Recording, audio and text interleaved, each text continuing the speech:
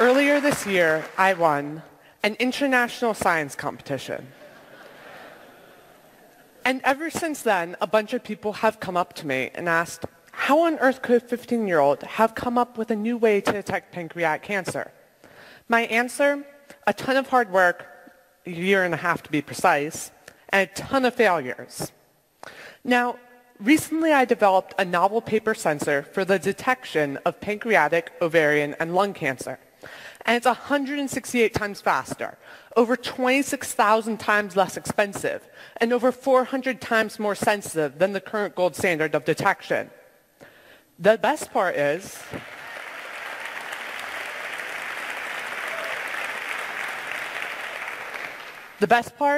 it costs 3 cents and takes 5 minutes to run.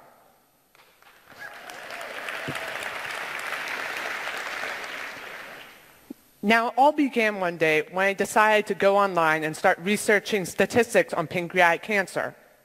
We had recently lost a close family friend who was like an uncle to me, who had succumbed to the disease of pancreatic cancer. What I found was eye-opening. Over 85% of all pancreatic cancers are diagnosed late, when a patient has less than a 2% chance of survival. That means less than 2 people out of every 100 die, or less than 2 out of every 100 survive. In addition, it has an abysmal 5-year survival rate. Only 5.5% of people will survive after 5 years. The average lifespan of someone with pancreatic cancer is 3 months. One of my dad's friends actually suffered of pancreatic cancer, and a week later he was dead. So I was wondering why we are so bad at detecting pancreatic cancer. What I found was eye-opening and shocking to me. Our modern medicine is a 60-year-old technique. It's highly outdated and grossly inaccurate. It misses over 30% of all pancreatic cancers. In addition, it's pricey. It costs $800 per test, and it's not covered by insurance, so it's not an option for low-income patients. In addition, pancreatic cancer is a non-symptomatic disease. That means that all of its symptoms are really general, such as abdominal pain, jaundice, and so a doctor can't easily diagnose it. So then I started making a scientific criteria that I would imagine a sensor that was optimal would have. It would have to be simple, sensitive, selective, rapid, inexpensive, and minimally invasive to a patient. I was pretty confident that I could create such a sensor, but I wasn't quite sure how. And then I started doing a bit more research, and I found out why such a technological advancement hadn't been made. What I found is that due to the daunting nature of the discovery, no work has really been done on this. What is happening with pancreatic cancer when you diagnose it? You're looking for a cancer biomarker, or a protein that's found at higher levels in your bloodstream. And this sounds really straightforward, but it's anything but. You see, you have all this healthy blood, liters and liters of healthy blood, but you're looking for this tiny increase in this tiny amount of a protein. That's next to impossible.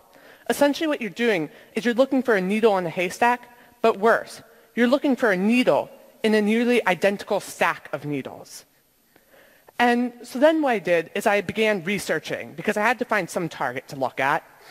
And I started actually with a database of over 8,000 different proteins found in pancreatic cancer.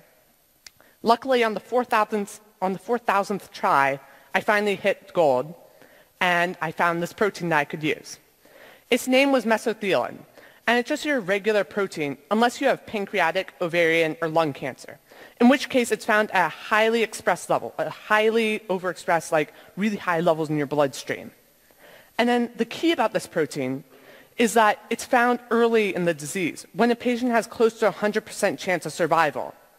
And so if I could detect this protein, then I could hopefully cure pancreatic cancer, basically. And so then I shifted my focus to trying to detect the protein, because that was the big question. And my breakthrough came in the most unlikely of places. It came in high school biology class, the absolute abhorror of innovation.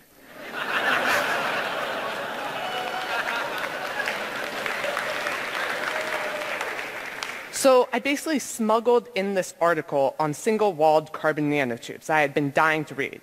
And a single-walled carbon nanotube is essentially an atom-thick tube of carbon that's, just imagine a really long pipe, and it's 1/50,000th the diameter of your hair. And it has these amazing properties. They're super, super cool. And they're like the superheroes of material science. And so then I was trying to roll over this concept of, we were learning about antibodies. And an antibody is basically a lock and key molecule that attaches specifically to a certain protein, in this case, the mesothelin. And I was trying to combine that specific reactivity to how carbon nanotubes are really sensitive to their network, all the three-dimensional structures of their network. And then it hit me. What I could do is I could put an antibody in this network, such that it would react specifically to the mesothelin, and then also would change its electrical properties based on that amount of mesothelin. Enough so that I could measure it with a $50 Home Depot ohm meter. So pretty easy.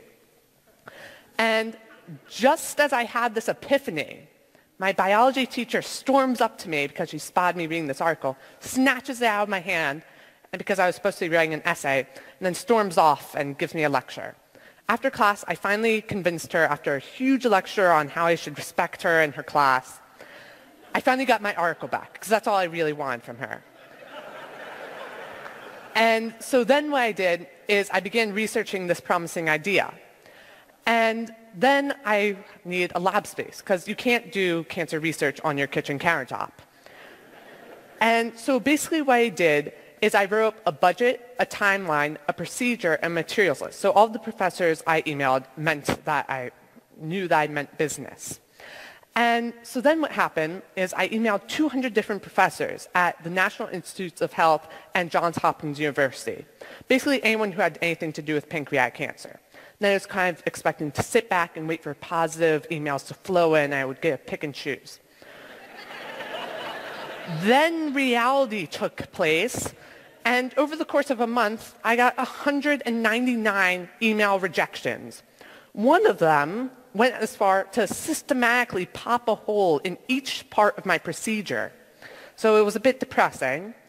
But there's one lukewarm maybe professor. I finally tracked him down after 3 months, nailed down an interview.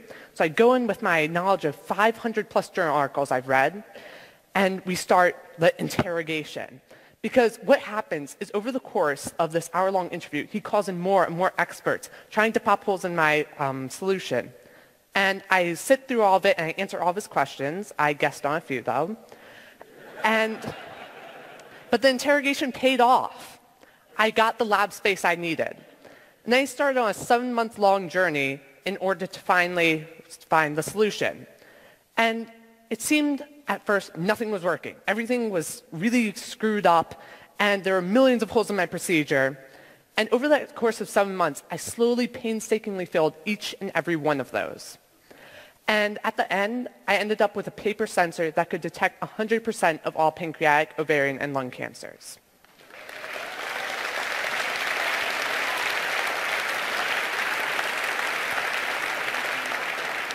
But I've learned a really important lesson over the course of my journey.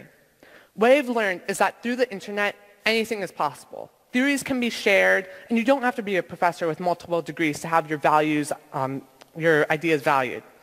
And regardless of your gender, your age, your ethnicity, regardless of anything, it's just your ideas that count. And to me, that's all that really matters. So redefining relevance for me is looking for new ways to use the internet. We really don't want to see your duck-faced pictures. Instead, you could be changing the world with the internet. You could help detect pancreatic cancer. So if I could detect pancreatic cancer, just imagine what you could do. Thank you.